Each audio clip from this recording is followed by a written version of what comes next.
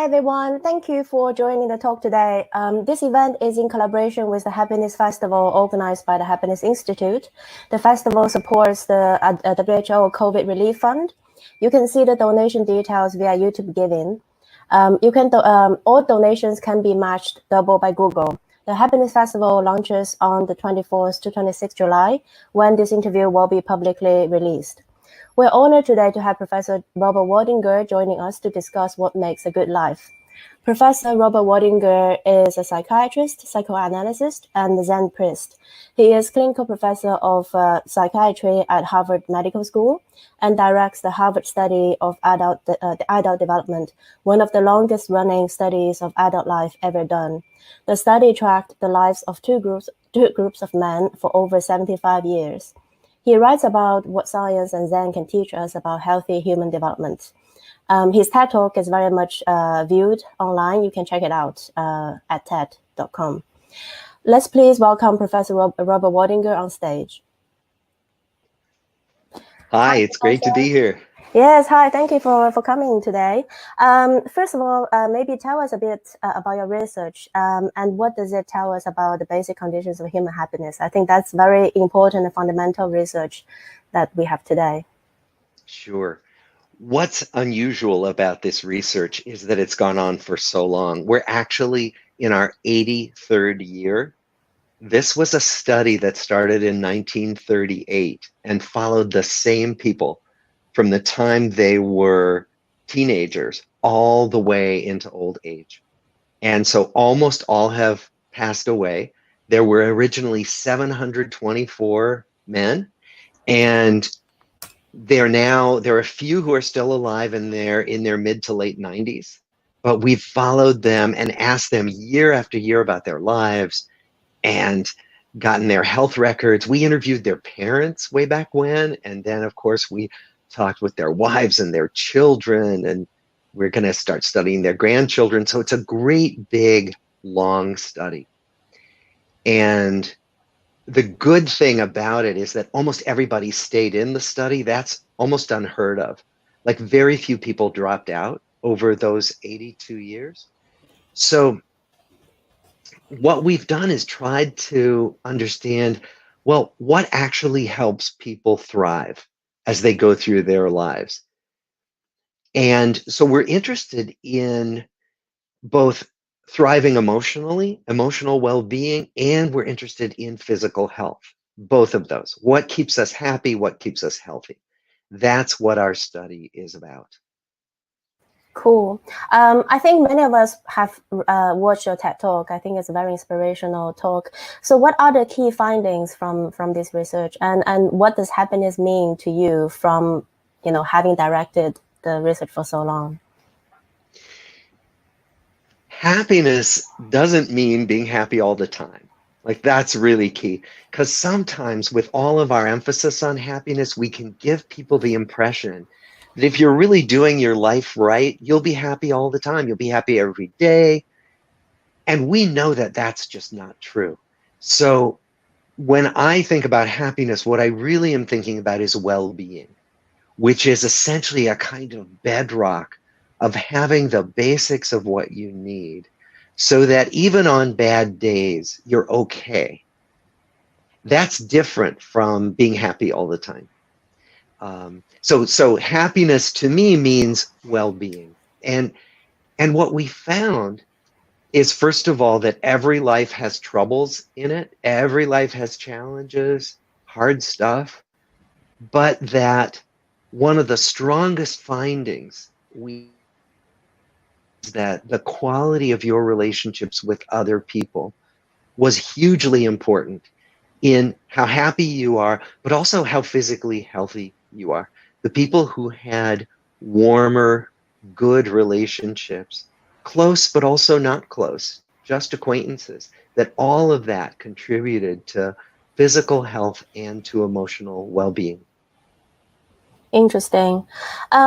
So are there equations for a good life? Are there formulas or 5 building blocks for a good life? Because the title of the talk is What Makes a Good Life. Yeah. Yeah. There are no formulas. Like people will try to tell you there are 6 things you can do tonight to be happy and all that. And yes, that's partly true. There are some things, but the building blocks are pretty clear. So there are building blocks about physical well-being. We know, for example, that taking care of yourself, taking care of your body is hugely important. So getting enough sleep, getting exercise, eating decent food, not abusing drugs or alcohol, not smoking, if you can not smoke, all of those things contribute to longer life and more emotional well-being and stability. And then, as I said, tending to relationships so that you minimize the negativity in your relationships and you try to nurture the positive aspects of relationships. So I would say those are the basic building blocks. No big surprise. All of that information has been out there for centuries, certainly for decades, about exercise, diet, not smoking. Um, but I think that the interesting uh, take home is about relationships contributing to emotional and physical well-being. That's somewhat newer in our body of knowledge. Yeah, I think it also kind of reflects quite a few other studies around happiness. I think many studies now have concluded that relationships and social credit is probably the most important factor in happiness overall. Yeah. Yes, and Kyun, that's really important because no single study can demonstrate something that's absolutely true, that we can be absolutely certain of.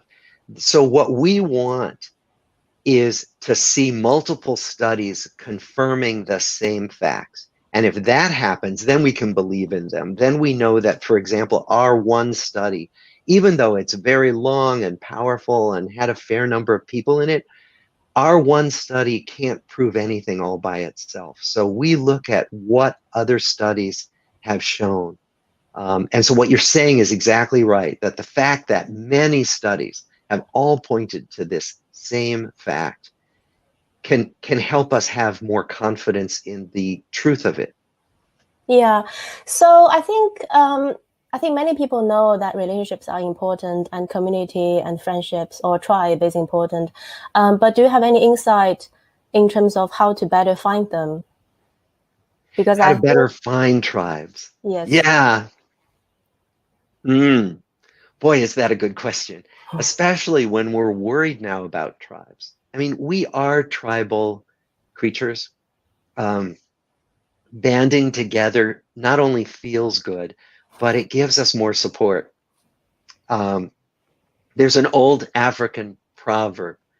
If you want to go quickly, go alone. If you want to go far, go with others. So this idea that when we invest in communities, we can do more, we are more powerful, that is absolutely true. So then your question is really key. How can a tribe give us benefits without being divisive, without being a force for negative impact on all of us? And I think that's where a lot of discernment needs to happen. So how can we celebrate identities? So individual identities are important, you know, ethnic groups, gender, all kinds of identities that we have. But how can we do that without making other people seem alien and making them the enemies? And that is the great challenge, particularly of this time in our cultures. Yeah. I will go back to this time a bit later. I think that's a bigger topic. So just stay on the tribe bit a little bit more. Do you think Yeah. if we reflect on our societies and economies, do you think we have enough guidance to help us find the right tribe? Because most of people today are more focused on career and achievement. And you have mentioned that in the talk as well. So if we could imagine, say, improvement of future policymaking, etc., what kind of tools and techniques we should give to people to help everybody find their tribe? Yeah. I guess the first thing I would say is to think about the importance of investing in something beyond the self and even something beyond your immediate family. So many of us we have so many responsibilities. We're trying to raise children. We're trying to have careers. We're trying to take care of loved ones who may be sick. So many things we have to do. But the fact is that people are happier and healthier when they invest in something bigger than their small self and small world. So probably the way to find a tribe is to think, what are the things I most care about that I want to live in the world because I've been here? And so if you think, what do I want to live in the world? And then find a place to devote your energies to that, you will meet other people who care about the same thing. That's a way to make new relationships. And you will be doing something that feels important. And that feeling that what I'm doing matters is a really big contributor to well-being. Yeah, so it's very much a purpose-driven approach to finding Yes. a tribe. Yes. So another thing that made me think after watching a TED Talk is because the study has lasted for so long, you really have like this longevity view of happiness. And I think for many of us who are still relatively young, we are very much focused on career and, making effort to make more money, get promoted and all that kind of stuff. So what's your view after having seen people going through their life, the balance between enjoying the present versus working for the joy of the future? So it's like joy of now versus joy of future, because I feel that very often we're compromising for the joy of the future so that we are doing something that we don't want to do today in order we can live a better life in the future. Yes. And of course, it's a constant tension, right? Between what do I do right now to take care of myself, to be happy, to have fun, and what do I put off? How do I delay gratification so that I can have that bigger thing in the future? And it can't be either or. That what we find is that if we go to either extreme, we suffer. So if we're just interested in having fun right now, all kinds of important things don't happen in our lives. We can't provide for ourselves or our families. We get into all kinds of trouble. But if we only delay gratification, then people turn around, certainly in our study, they've turned around in their 70s and 80s and said, my God, I worked all my life and I never knew my kids when they were growing up. Or I never spent that time gardening the way I used to love to do when I was a kid, or any number of things. So I like to think of them as polarities, that we go back and forth, that we spend time in the now, enjoying the now, we spend time investing in the future, and that it is a constant interplay and back and forth. Interesting, very cool. Thank you. So let's maybe touch a bit on the current situation. I think it's very relevant, the discussion about tribe and community. And I think now the physical distancing and social distancing has really impacted how people can connect with each other. So what is your advice for people, global audience, actually going through the current crisis, leveraging from the research? What are the practical tools that we can leverage from the study to help us cope with the situation a bit better? Yeah. Such an important question. The thing about our situation now, particularly as we do social distancing and as we stay home more, is that our lives have been frozen in a certain way, that we are forced to be with some people more than we were ever with them before. Like we are forced to be with our partners, for example, or our roommates, or our children 24/7. And actually, most of the time, we're not used to being with each other 24/7. Nobody signed up for that. When I, signed up to get married, I didn't sign up for all day, every day, forever. We've been used to going our separate ways. So what do we do now when we have to be with people more than we're used to. And that's where I think we learn to give each other space, and we learn that there is nothing wrong with my relationship if I don't want to be with my roommate all day long. If I get irritated and need to get some distance at home. Sometimes you can't get distance, you just have to get kind of personal distance where you're in your corner. But still, distance doesn't mean our relationships are bad at home. They just means that this is a new situation. And the alternative, of course, the other side of the frozen life is that we can't see some of the people that we were so accustomed to seeing. We can't visit grandparents, particularly people in retirement homes, nursing homes. Sometimes we can't be with romantic partners who are far away and we're used to being able to travel to see. We can't be with children who live far away. So many people. And I think that advice is more about reaching out, about making the extra effort. So what I've found is that if we think about, I wonder how so-and-so's doing. They're living alone in an apartment. If you think of it, reach out. Don't let that moment pass. That unless it's 3 a.m. perhaps, but that if that when the impulse occurs to you to reach out, go that extra step and actually do it, and do it more often than you might normally do it when we weren't in a time of social distancing. People will be so pleased to hear from you, almost 100%, because everybody is feeling the need to sustain these connections that have been frozen by the pandemic. Yeah. So, great. What's your advice for people who are going through more stressful situations like just the social distancing? Because many people having professional relationship with crisis at the moment, especially from your background in Zen, do you have any tips in terms of stress management?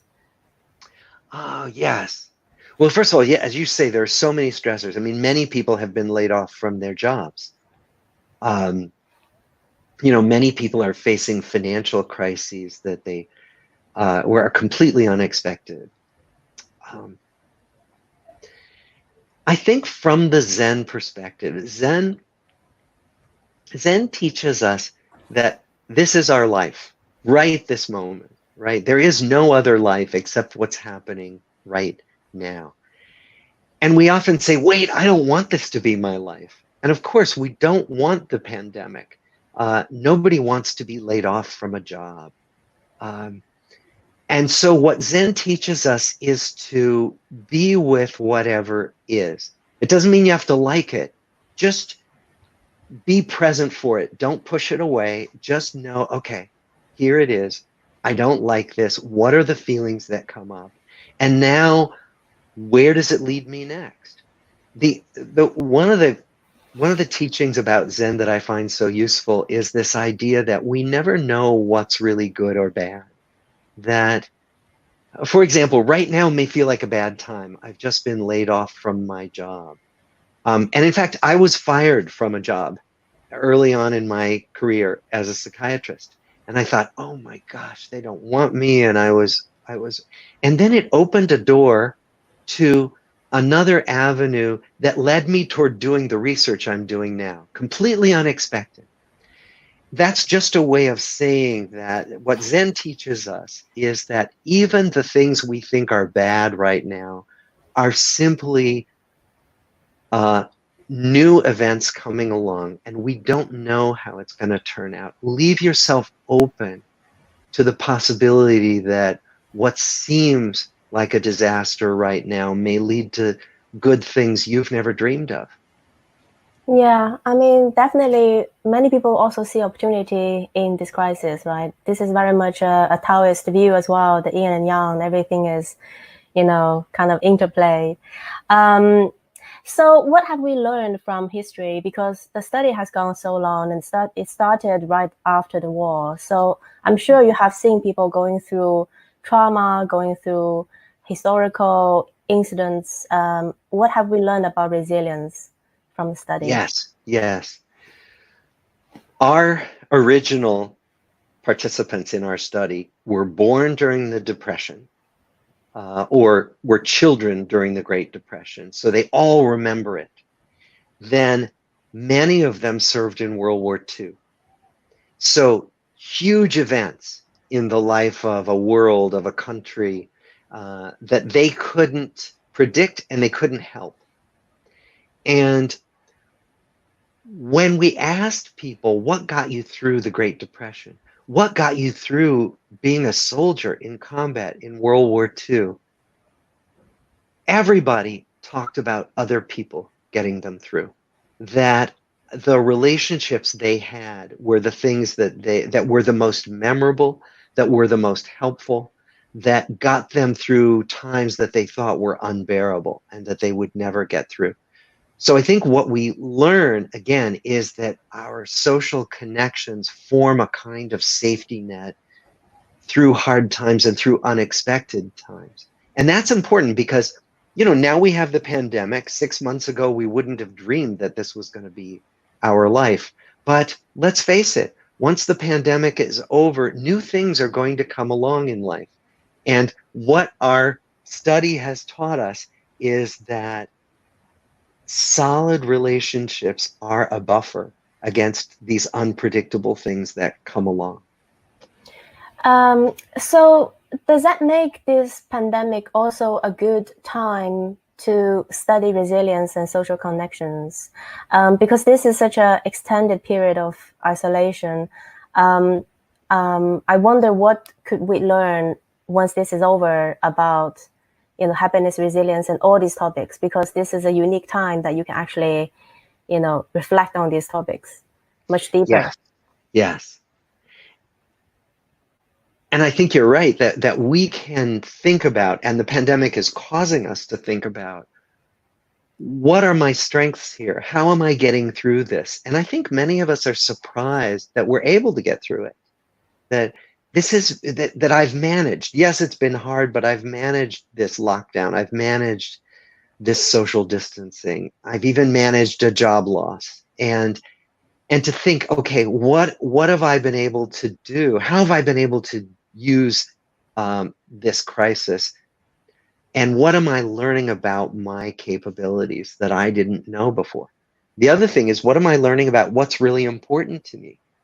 I mean, many people are finding that they really don't want to commute if they don't have to, and that may be an important thing to do away with when you have that option. Of course, not everyone has that option, but in other words, we can learn both what are some of the capabilities that I have that I didn't know about before that are enabling me to get through this, and what are some of the things in my life that I thought I needed that I really don't have to have in order to be okay. Yeah, so that goes to kind of going beyond the pandemic, right? So I think most of the world are on path of recovery, even though there is a risk of second wave, but eventually this will be over. So when this is over, I think there are many things that we will think and reflect on in terms of what is the new economy, right? Because, for example, there is a lot of things happening in virtual economy now. So the virtual economy definitely has picked up because of the pandemic. And most people really cherish much more social connections. And I think there's a lot around environment. And I think we are going to support more greener economy as well. Where do you see happiness in this new economy? Do you think it will be much more of a priority in our policy and economic, decision making? Because we have talked to a few experts also on, the economic matrices and where happiness fit into it. So, what's your view about happiness as a priority in our economy? Happiness has become more and more of a driver long before this current crisis. So, as we know, more than 20 years ago, the Kingdom of Bhutan had the concept of gross national happiness. something that we need to measure and foster and keep track of, just as much as we need to measure gross national product and economic growth. And happiness ministries have popped up in the Emirates, in various other countries. There's a ministry of loneliness in the United Kingdom.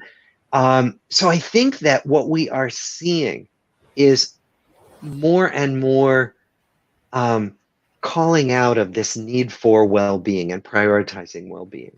And I think structurally, as this starts to happen, policies will be shaped with an eye toward well-being. So, for example, in Bhutan now, every time a bill comes before their legislative body, it has to include an analysis of how it will affect the happiness of the population if they enact this measure. An amazing thing to have to be accountable for. Probably, I know in the United Kingdom now, the eye toward decreasing loneliness means that government policy is keeping an eye on social isolation and how to foster more connection.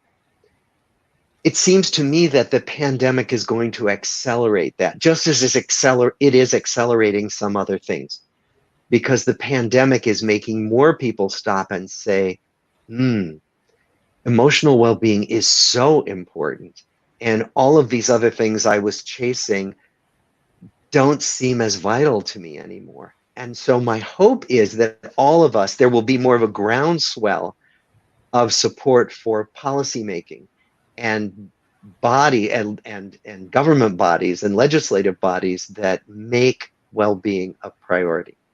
So that's my hopeful vision for what happens as we emerge from this crisis. Yeah, I think that will be an amazing opportunity that we take from this crisis as well. So last question from me before we open to the floor. So if you have any questions, please type in comments on YouTube and we will pick up questions from there. So in terms of the next phase of the study, I do hope that it will continue because it has lasted for so long. So what do you plan to learn in the next generation of the study? We just finished studying all the children of the original subjects. The children are all baby boomers, mostly. They're all in their 50s and 60s. What we now are going to do is reach out to the grandchildren and the great-grandchildren. And what we've learned is that the age range of the grandchildren and great-grandchildren ranges from less than 1 year old. There's a baby in our next group, and into their 50s. So we have a very broad range of people. And what we want to study is, again, this question of what connects us, what divides us, and how does that shape our well-being. So in this phase of our study, we're going to look very closely at the digital revolution and how that is affecting both our ability to connect with each other and ways that the digital revolution disconnects us, and try to understand more about what works for whom and how we can help people learn about how to be their best selves as they encounter screens and social media, and how to avoid some of the darker places that we can go to in encountering the digital revolution. So that's our hope for this next wave. And we're hoping in the next year to start launching this. We've formed the Lifespan Research Foundation, which is a foundation to continue supporting the study and to bring our findings from the study to the public in ways that people can use to really make their lives better. So that's our next wave. Fascinating. So in terms of the time frame, I really love the fact that this is such a long run, long run study, because time really is important, to gain insight. But is it possible to have more kind of interim results, especially when it comes to digital? I think we all want to learn how digital has impacted our happiness sooner than, wait for 75 years. Yes, no, you won't have, I promise. We won't we won't make you wait for 75 years. No, but it may take, 2, 3, 4 years. So we are now publishing really important papers from our second generation study. Papers looking at the how childhood experiences and particularly adverse experiences affect our adult lives. We're learning how mindfulness can be protective against cardiovascular illness. We're learning all kinds of things. So our hope is that we start collecting information from the grandchildren and the great grandchildren in the next year, 2 years, and that then shortly thereafter we start publishing our findings. But in the meantime, go to our website, lifespanresearch.org, and you can see some of our findings. We also have adultdevelopmentstudy.org, and you can download some of our papers. So a lot of our findings are out there. Hundreds of papers, many books. Awesome. Thank you. We will take a look. So let's open the floor to questions. Let's see. So here's a question from Sian Goodin. I wonder about the link between not taking drugs and happiness, as often unhappiness drive people towards the behavior to begin with. Seems like a difficult factor to control or investigate. That's a great question, Sian.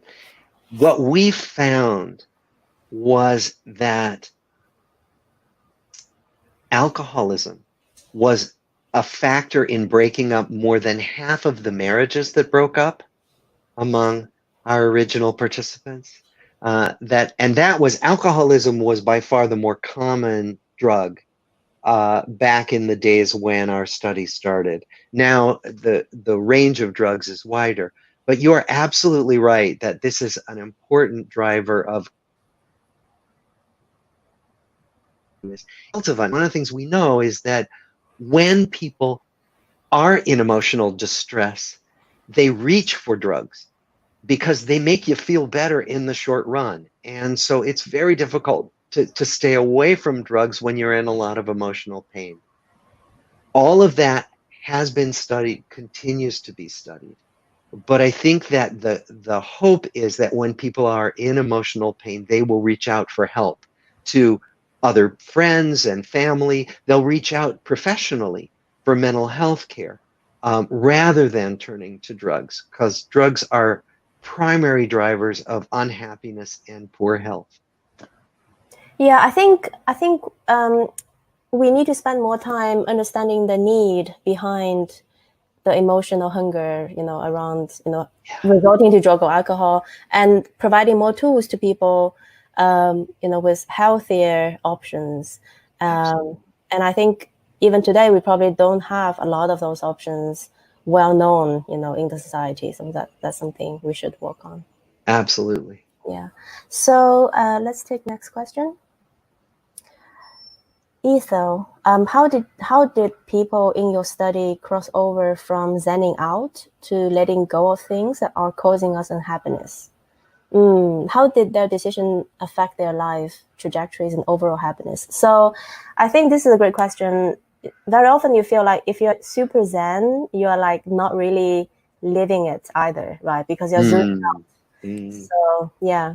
Yeah. So first of all, let me just say that we use that phrase zenning out in the culture to kind of mean zoning out, like being disengaged, detached. And actually, real Zen practice, as lots of spiritual practice, is about being very present for your life. So actually, I'm a Zen teacher and been doing it for a long time, and I am not zenned out and detached. I feel things very strongly, and it helps me feel more alive. But I think to go to the second part of your question, how did people let go of things? And I think that the happiest people, the people who thrived, were the people who stayed engaged with life. So they didn't let go and go to mountaintops and become hermits. Not that that's bad, but people didn't do that by and large.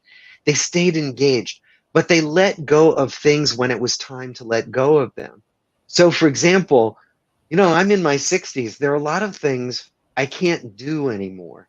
And if I kept trying to do them, like I used to love to run, and it doesn't do good things for my body now. If I kept trying to do that, I would hurt myself. If we try to work at the pace that we used to, exercise at the pace that we used to, um, we will find ourselves in trouble. So it's really about, rather than letting go of the world, it's about discerning how to shift toward things that uh, give us joy and give us energy at different times of our lives. And the people who did that in our study were the people who were really happy as they went through middle age, as they got to late life, even as they approached death. Yeah, so I think even for me, like I've been looking into emotional agility. I think that's something that we need to practice more. So basically being able to shift from, being very present, living, the moment and enjoying everything without having to detach from it because you are worried about that this might be gone, the next moment. But then being able to let go when it's actually gone. So I think that is agility that we all need to practice. Is this something that comes with age or practice, or how do we achieve more agility? I don't know, because I've gotten older and I've been practicing Zen, and I don't know what was responsible for what, but I can tell you that that any practice, it could be gardening, it could be walking in nature, but any practice that lets you meet what's coming up, like meet an emotion and then watch it come up, not necessarily act on it, because we don't act on all of our emotions. But then watch it pass away and just be with it. Any practice like that fosters more emotional agility, as you say, and allows us to be with emotions and then let them go. And that seems to promote well-being. But definitely let ourselves feel things, because that's part of being alive. The good stuff and the bad stuff. Yeah, I think people are afraid of the bad stuff. That's where the question came Yeah. from. Yeah. But, it's like what they tell me about my weather here in New England, in this part of the United States. If you don't like what's happening, just wait a little while and it will change. Yeah, Same with emotions. yeah, I'm sitting in London. I know what you mean. Mm. So let's go to the next question. Did you dive deep into figuring out what was it about having stronger relationships that led to increased happiness?